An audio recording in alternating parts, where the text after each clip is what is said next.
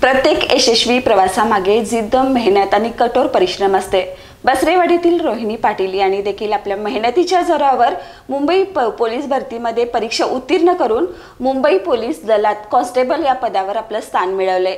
त्यांचा हा प्रेरणादायी प्रवास आज आपण महिला दिनानिमित्त जाणून घेणार आहोत। तर नमस्कार, तारा न्यूज मध्ये तुमचं मनापासून स्वागत आहे। नमस्कार मॅडम। सर्वात प्रथम तुमचं अभिनंदन, तुमचं महाराष्ट्र मुंबई पोलीस दलात निवड झाल्याबद्दल। Thank you madam. सर्वात प्रथम मॅडम, तुम्ही या क्षेत्राकडे कसा वळला किंवा पोलीस दलात यायचं हे तुमचं पहिल्यापासूनच स्वप्न होतं की नंतर तुम्ही या क्षेत्राकडे वळलात? नाही, लहानपणापासूनच माझं असं स्वप्न होतं की पोलीस किंवा आर्मी जॉईन करावी, म्हणून मग मी नंतर आयुष्यात असे क्षण येत गेले की त्याच्यावर शिक्कामोर्तबच झाला की आपल्याला व्हायचं तर पोलीसच व्हायचं। अच्छा, म्हणजे लहानपणापासूनच माझं स्वप्न होतं। अच्छा, तर तुमचा हा निर्णय ज्यावेळी घरातल्यांना किंवा तुमचे रिलेटिव्स कोण असतील किंवा समाजातील लोकांनी या निर्णयाला प्रतिसाद कसा दिला? काही लोकांनी, म्हणजे माझे रिलेटिव्स असतील, काही लोकांना चांगलं वाटलं की तू कर, आणि काही लोकांनी तर नावं ठेवली पाठीमागं की लहान मुलाला टाकून जातीये, ही काय पोलीस होणार, असं तसं भरपूर लोक बोललेत। पण आज तीच लोक हार घेऊन किंवा गुच्छ घेऊन सत्काराला आज तीच लोक घरी येत आहेत। त्यामुळे खूप मला आनंद वाटतो। ओके, तर पोलीस भरतीसाठी तुम्ही कोणती तयारी केली होती काय? पोलीस भरतीसाठी 2023ला मी मागच्या वर्षी भरती दिली होती। मग मागच्या वर्षी माझ्या आईचं खूप मोठं ऑपरेशन झालं। माझं एक मूल आहे 4 वर्षाचं, मग त्याला कुठं ठेवायचं काय हा मोठा प्रश्न माझ्यासमोर होता। मग आई बाबांना, आईचं मोठं ऑपरेशन झालं होतं, ती मरणाच्या दारातून परत आली होती। खूपच मोठं झालं होतं, त्याच्यामुळं मी तिला एक 6 महिन्यानंतर विचारलं की कसं करायचं मुलाचं काय काय। मग ती म्हणाली ठेव मग इथं, पण आई वडील माझे शेतकरी आहेत, त्याच्यामुळं मग त्यांनी सांगितलं की शेतीच्या कामासाठी तुला थोडंफार आम्हाला मदत करावी लागेल। ठीक आहे म्हटलं, मी करेल।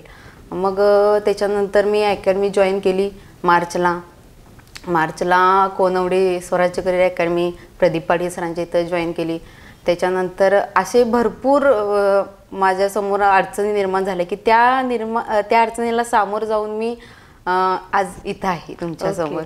तरी तुम्ही अडचणी म्हणला तर अशा कोणकोणत्या अडचणी आल्या होत्या आणि त्याच्यावर तुम्ही कशी मात केली? म्हणजे 2023ला मी ज्यावेळी भरती दिली होती त्यावेळी माझा मुलगा 1.5 वर्षाचा होता। मग त्यावेळी माझं सीझर झालेलं आणि त्याच्या आधी मिसकॅरेज पण एक झाले, जरा प्रॉब्लेम होता त्याच्यामुळं मिसकॅरेज झालं।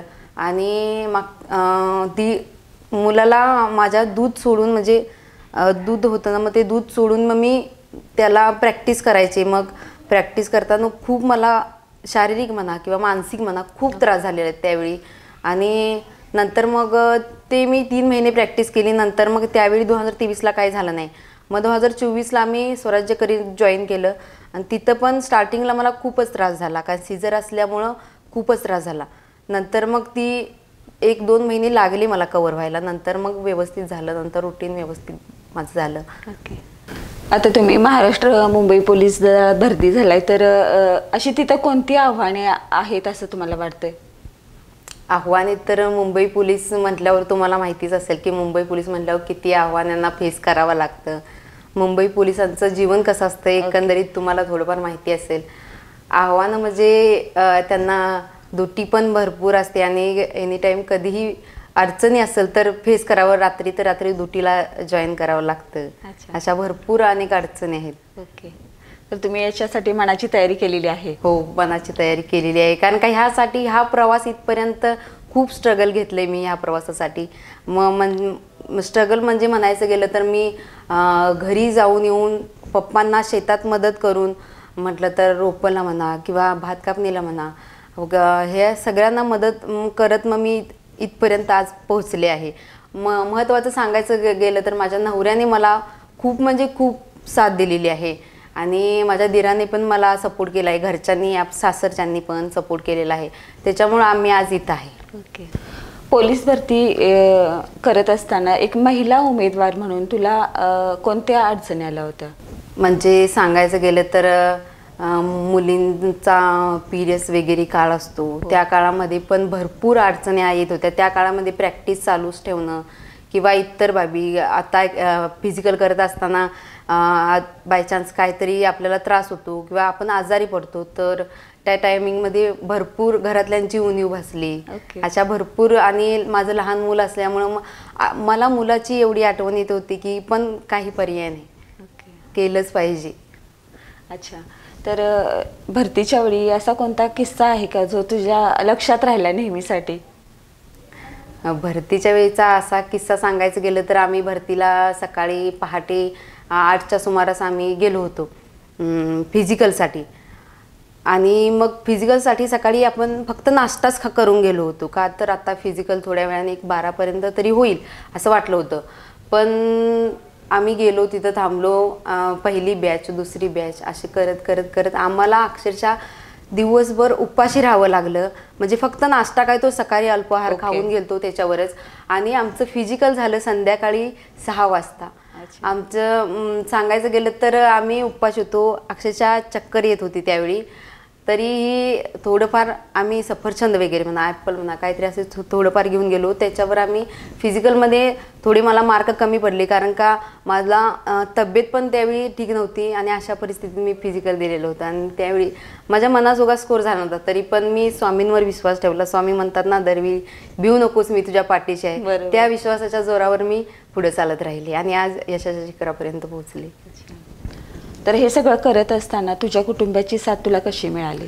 माझ्या सांगायचं गेलं तर लग्न झाल्यानंतर दिरांना मला सांगितलं की आम्ही शेतकरी आहोत, आम्ही शेती करतोय, तू करू नकोस, तू शिकली आहेस, तू पुढे जा, तुला काय बनायचं असेल ते बन, आणि आमचा सगळ्यांचा सपोर्ट आहे तुला.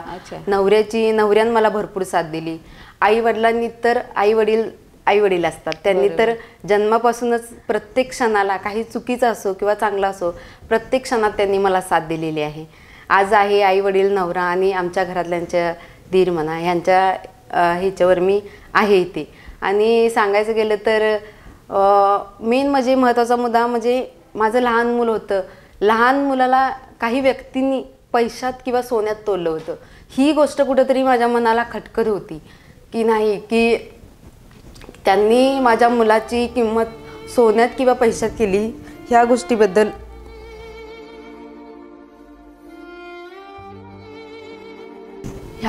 मला खूप वाईट वाटत होतं. म्हणून मी त्यांना दाखवून देण्यासाठी माझं जर माइंड डिस्ट्रॅक्ट, अभ्यास करताना म्हणा किंवा फिजिकल करताना म्हणा, माझं जर डिस्ट्रॅक्ट होत होतं तर मला ते सारखं आठवत होतं. जसा कुऱ्हाडीचा घाव एखाद्या झाडावर पडतोय तसं घाव माझ्या ते मनावर पडत होतं की त्यांचं ते बोलणं किंवा माझ्या मुलाचं जे केलेलं अपमान, ते सारखं माझ्या मनाला असं टोचत होतं, ते सारखं सतत आठवत होतं. त्यामुळे माझं माइंड डिस्ट्रॅक्ट कधी झालंच नाही, आणि म्हणून तर आज मी इथपर्यंत. बरोबर.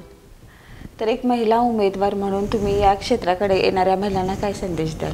परिस्थिती कोणती असेल, तुम्ही जिद्दीनं एखादी गोष्ट मनापासून करत असाल तर देव पण तुमच्या साथीला येतो तुम्हाला मदत करायला. कारण का प्रत्येक वेळी मी अशा माझ्या आयुष्यात घटना घडल्यात की अडचणी इतक्या आल्यात की मी देवाचं एका स्वामींचं नाव घेतलं की त्या 5व्या मिनिटाला ते माझे क्लिअर होऊन जायचं, की माझ्या त्या अडचणी आपल्या हे होऊन जायच्यात. आणि मी एवढंच सांगेल की जर आपल्या स्वाभिमानाला ठेच लागली तर शांत बसायचं नाही. समोर कोणी बादशाह असला तरीही चालेल, असे शिवाजी महाराज म्हणून गेले. ही गोष्ट माझ्या मनात सतत राहिली. त्यामुळं मी खूप प्रयत्न केले. मी इतकी संकट आली, त्या संकटांवर मात करत मी इथपर्यंत पोहोचलेले आहे. आणि इथून पुढे मी पुढचा अभ्यास करून पुढचं आणि माझी ध्येय आहेत ते मी अचीव करण्याचा प्रयत्न करेन. अच्छा, तर तुमची नियुक्ती कधीपासून आहे पोलीस दलामध्ये? म्हणजे आता डॉक्युमेंट व्हेरिफिकेशन एक 15 दिवसात त्यांनी हे मेसेज टाकतील किंवा कॉल येईल त्यांचा. त्याच्यानंतर मग डॉक्युमेंट व्हेरिफिकेशन आणि आपलं मेडिकल झालं ना की मग महिन्यात त्यांनी बोलवतील ट्रेनिंगला. ट्रेनिंग परत एक 9 महिन्याचं असेल. 9 महिने आणि परत मुलापासून मला दूर जावं लागेल, माझ्या छोट्याशा मुलापासून. ते एक दुःख वाटते. ते झाल्यानंतर मग ती जॉईनिंग लेटर देतील आम्हाला. अच्छा, तर आज आपण रोहिणी पाटील हिचा प्रेरणादायी प्रवास आणि त्यांनी किती अडचणीतून या पदापर्यंत पोहोचले ते पाहिलं आणि हा प्रवास नक्की इतरांसाठी प्रेरणादायी राहील. तर मॅडम धन्यवाद आज तुम्ही तारा न्यूजला भेट दिल्याबद्दल आणि तुमच्या पुढच्या वाटचालीसाठी तारा न्यूजकडून खूप साऱ्या शुभेच्छा. धन्यवाद मॅडम. थँक्यू.